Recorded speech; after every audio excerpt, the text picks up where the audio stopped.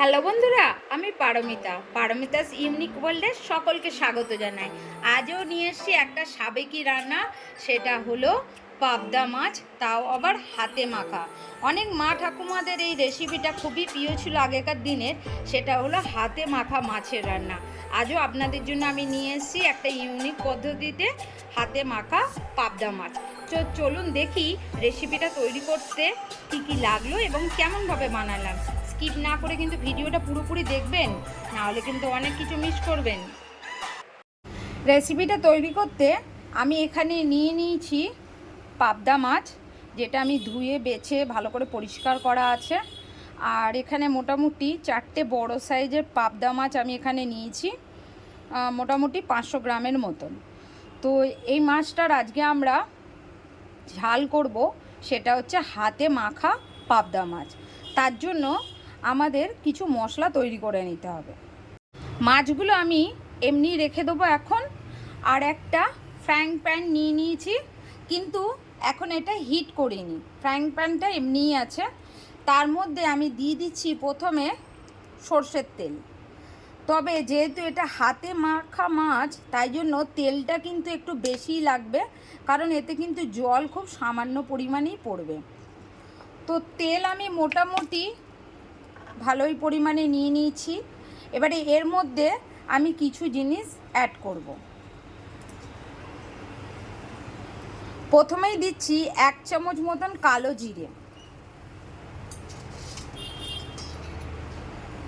তারপরে দিচ্ছি 1 চামচ হলুদ গুঁড়ো, 1 চামচ লঙ্কা গুঁড়ো। আপনারা যেরকম লঙ্কা গুঁড়ো বাড়িতে ইউজ করেন সেটাই ব্যবহার করতে পারেন। আর তার সাথে দিচ্ছি 1 চামচ কাশ্মীরি লঙ্কার গুঁড়ো, যাতে কালারটা খুব ভালো আসে।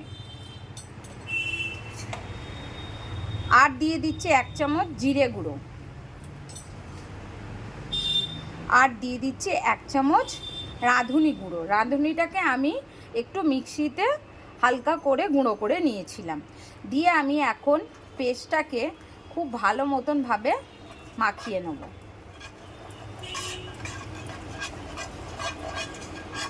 আমি কিন্তু মাছে কোনো রকমের নুন হলুদ কিছু মাখাইনি, কারণ যেহেতু আমি এই পেস্টটা তৈরি করছি এবং পেস্টটাতেই মাছটা পুরোপুরি মাখানো হবে। এখন দিয়ে দিচ্ছি খানিকটা নুন, দিয়ে এখন কিন্তু আমাদের পেস্টটা কিন্তু রেডি। এবারে কিন্তু মাছগুলো আমরা নিয়ে প্রত্যেক কটা ভালো করে মাখিয়ে নেব। মাছগুলো ভালো করে এপিট ওপিট করে মাখিয়ে নিতে হবে, যাতে মশলাটা ভালো করে মাছে ঢুকে যায়। এখনও কিন্তু আমি গ্যাসের ফ্লেমটা অন করিনি। এরমভাবে মাছগুলো প্রত্যেক কটা মশলা মাখিয়ে রেখে দেবো মিনিট 5-10 মতন, যাতে মশলার মধ্যে মাছটা পুরোপুরি ম্যারিনেট হয়ে যায়।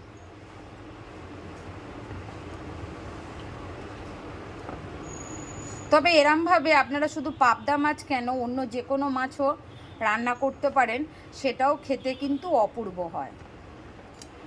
এখন কিন্তু সব কটা মাছেই আমার মশলা বেশ ভালো করে মাখানো রেডি। এবারে আমি এটাকে কিন্তু এখন 5-10 মিনিটের মতন রেখে দেবো। তারপরে কিন্তু আমরা গ্যাসের ফ্লেমটা অন করে মাছটাকে কুক হতে দেবো। এবারে কিন্তু মাছগুলো আমার 5-10 মিনিটের জন্য ম্যারিনেট হয়ে গেছে। আমি এতে কিছুটা কাঁচা লঙ্কা দিয়ে দিচ্ছি। ঝালটা আপনারা যে যার মতন দিতে পারেন। এরপরে আমি গ্যাসের ফ্লেমটা কিন্তু অন করে দিচ্ছি। বেশ ভালোই জোরে থাকবে, ফুল ফ্লেমেই এটা বসিয়ে দিতে হবে মিনিট 2-3 জন্য।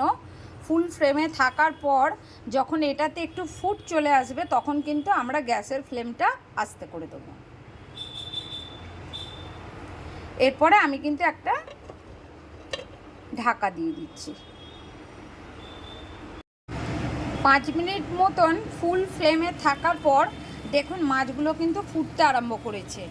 এবারে কিন্তু ঢাকাটা খুলে নিয়েছি। আর ফ্লেমটা কিন্তু একদম আস্তে করে দিচ্ছি। লো হিটে এখন কিন্তু মাছটা পুরোপুরি রেডি হবে। পাবদা মাছ যেহেতু খুব নরম, তাই একে খুব বেশি সময় লাগে না তৈরি করতে। তবে কিন্তু খুব বেশি নাড়াচাড়া একে করা যাবে না। এক পিঠটা হয়ে গেলে তারপরে আরেকটা পিঠ কিন্তু আস্তে আস্তে উল্টাতে হবে। এখন কিন্তু এরকম অবস্থায় আমি এটাকে ঢাকা দিয়ে আবার রেখে দেবো।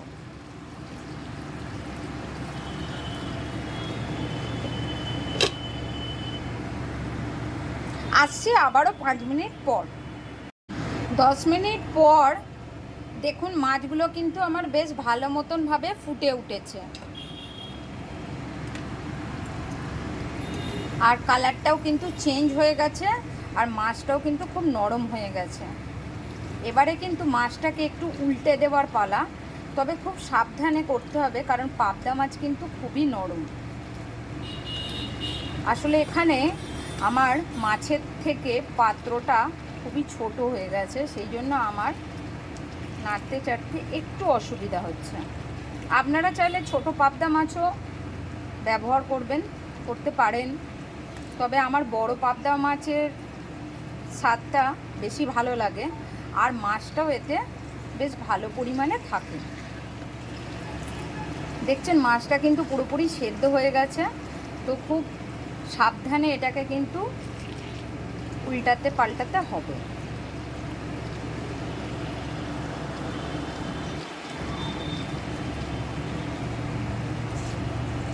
দুদিকে না উল্টালেও মাছ কিন্তু আপনার খাবার জন্য সম্পূর্ণ রেডি হয়ে যাবে, কারণ পাবদা মাছ বেশিক্ষণ লাগে না।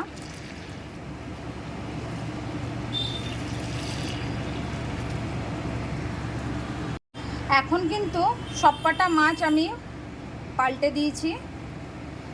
এরকম অবস্থায় আমি আবারও একটুখানি চাপা দিয়ে রাখবো।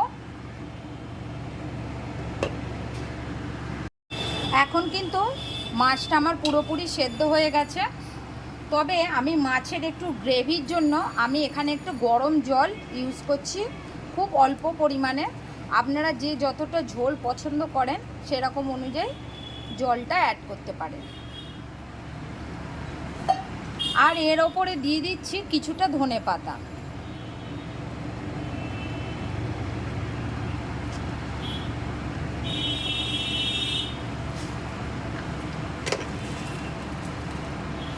আর দিয়ে দিচ্ছি খানিকটা চিনি, কারণ যাতে স্বাদটা ব্যালেন্স হয়ে যায়।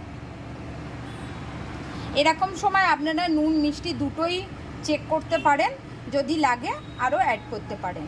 ঝালটাও আপনারা চেক করে দেবেন। বেশ আর মিনিট 5 মতন ফুটে গেলেই কিন্তু আমাদের রেডি হাতে মাখা পাবদা মাছ। 10 মিনিট মতন আমি চাপা দিয়ে রেখে দিয়েছিলাম। এখন দেখুন পুরোপুরি গ্রেভিটা কিন্তু আমার রেডি হয়ে গেছে, আর মাছটাও কিন্তু খুব ভালো মতনভাবে দেখুন সেদ্ধ হয়ে গেছে।